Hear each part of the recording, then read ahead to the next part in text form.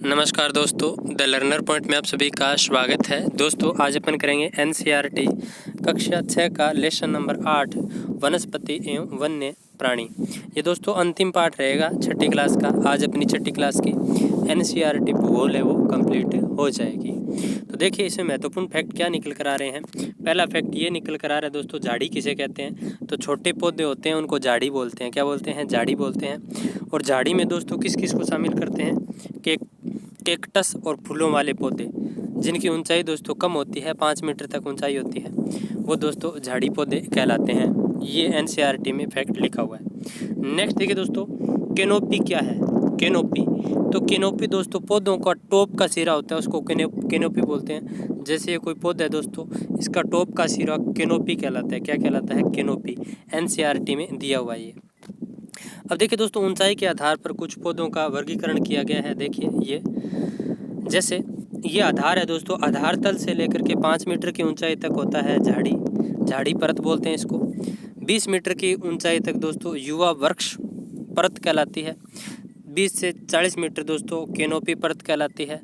और 60 मीटर तक की ऊंचाई पर विकसित या इमरजेंट परत कहलाती है। तो ये चीज़ आपको ध्यान में रखनी है। अब देखिए दोस्तों, भारत में वनस्पति को कितने भागों में बांट सकते हैं अपन। तो भारत में वनस्पति को दोस्तों 5 भागों में बांट सकते हैं। कितने भागों में? 5 भागों में बांट सकते हैं। पहला आता है दोस्तों उष्णकटिबंधीय सदाबहार वन। नेक्स्ट देखिए दोस्तों उष्णकटिबंधीय पतझड़ वन। नेक्स्ट आता है कंटीली झाड़ियाँ। नेक्स्ट आता है पर्वतीय वन। नेक्स्ट आता है मैंग्रोव वन। एक एक पढ़ेंगे दोस्तों अपन। सबसे पहले आता है दोस्तों उष्णकटिबंधीय वन। दोस्तों उष्णकटिबंधीय जो वन है इनको सदाबहार वन भी बोलते हैं। उष्णकटिबंधीय सदाबहार वन भी बोलते हैं, इनको वर्षा वन भी बोलते हैं दोस्तों। और इनकी विशेषता क्या है दोस्तों? ये उष्णकटिबंध में पाए जाते हैं और इन्हें सदाबहार वन भी कहा जाता है। 200 मीटर से अधिक ऊंचाई वाले वर्षा क्षेत्रों में दोस्तों ये वन पाए जाते हैं, उष्णकटिबंधीय सदाबहार वन। उत्तरी पूर्वी भारत के दोस्तों उत्तरी पूर्वी भाग में उष्णकटिबंधीय वन है। पश्चिमी घाट है दोस्तों, पश्चिमी घाट का जो पश्चिमी साइड है उस साइड दोस्तों उष्णकटिबंधीय वन पाए जाते हैं। कौन से? उष्णकटिबंधीय। पूर्वी ढाल पर कौन से वन पाए जाते हैं? आगे आ जाएंगे, ठीक है। तो पश्चिमी घाट का जो पश्चिमी साइड है उस साइड दोस्तों उष्णकटिबंधीय सदाबहार वन मिलते हैं। अंडमान निकोबार में दोस्तों सदाबहार वन मिलते हैं। सदाबहार का मतलब है दोस्तों यहाँ पर हमेशा हरियाली रहती है, क्योंकि अनेक प्रकार के पेड़ पौधे पाए जाते हैं।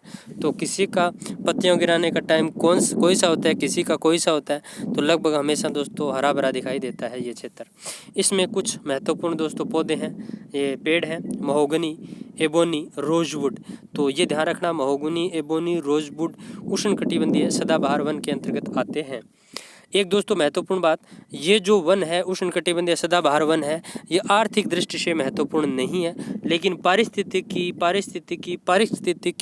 तंत्र या पारिस्थितिकी के लिए अत्यंत महत्वपूर्ण है। पारिस्थितिकी के लिए महत्वपूर्ण कैसे दोस्तों? क्योंकि दोस्तों ये कार्बन डाइऑक्साइड है वो लेते हैं और ऑक्सीजन दोस्तों मुक्त करते हैं, तो भारी मात्रा में ऑक्सीजन छोड़ते हैं ये।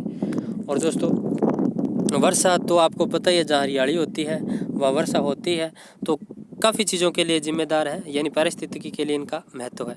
नेक्स्ट देखिए उष्णकटिबंधीय पतझड़ वन। उष्णकटिबंधीय पतझड़ वन दोस्तों वे वन होते हैं जो 100 सेंटीमीटर तक वर्षा वाले स्थानों में पाए जाते हैं। भारत में सर्वाधिक क्षेत्रफल पर उष्णकटिबंधीय पतझड़ वन पाए जाते हैं। पतझड़ मतलब दोस्तों एक निश्चित समय पर अपनी पत्तियाँ गिरा देते हैं, ठीक है। और इसमें दोस्तों साल, सगोर, पीपल, नीम, शीशम ये दोस्तों प्रमुखतः पेड़ पाए जाते हैं।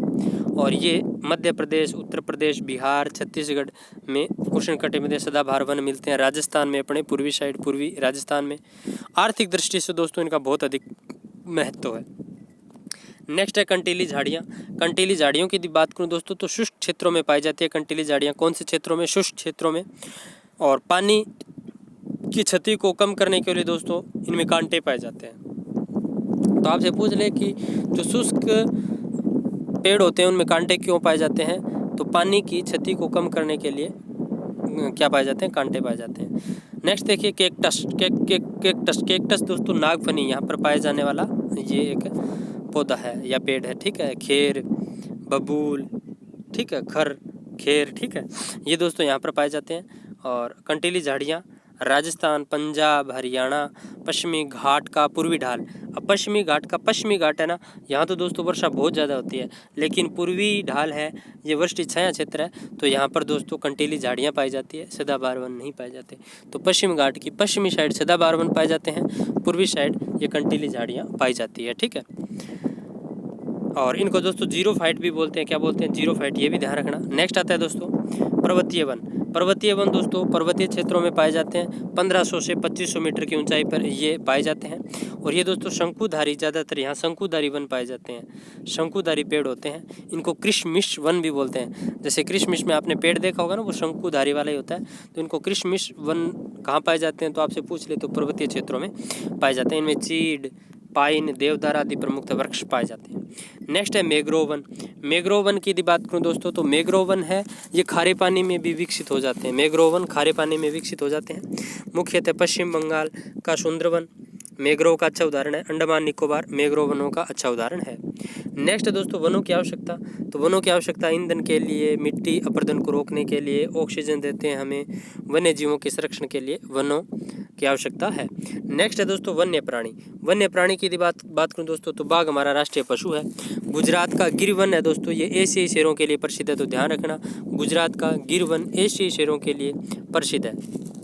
हाथी, एक सींग वाला गेंडा, ये असम में पाया जाता है। हाथी केरल, कर्नाटक में भी पाया जाता है। जंगली गधा दोस्तों कच्छ के रण में पाया जाता है, तो आपसे पूछ ले जंगली गधा कच्छ के रण में पाया जाता है। ऐसे सीटेट में बहुत आते हैं प्रश्न। नेक्स्ट देखिए जंगली बकरी, हिम तेंदुआ, भालू, ये हिमालय क्षेत्र में पाए जाते हैं। भारत में दोस्तों 2 सांपों की प्रजातियां पाई जाती है, कोबरा और करेत।